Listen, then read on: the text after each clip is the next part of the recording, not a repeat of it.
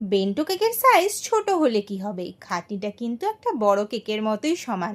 আগে দর্শনধারী তারপর গুণ বিচারি। তাই কেকের সাইজ দেখে নয়, তার পিছনের কোয়ালিটি আর এফার্টস দেখেই বিচার করো। বাই দ্য ওয়ে, হাই, আমি বৈশাখী ফ্রম কলকাতা, আর এই হলো আমার বেকড উইথ বৈশাখীর আজকের প্রেজেন্টেশন। যে কোনো পারপাসে কেক অর্ডার করার জন্য তোমরা স্ক্রিনে দেওয়া নাম্বারে আমার সঙ্গে যোগাযোগ করতে পারো। আমার একটা রিপিটেড কাস্টমার এই বেন্টো কেকটার অর্ডার দিয়েছিল, আর এটা বানাতে বানাতেই আমি ভাবলাম আজ কিছু মানুষের মনের ভুল ভাঙাটা খুব দরকার।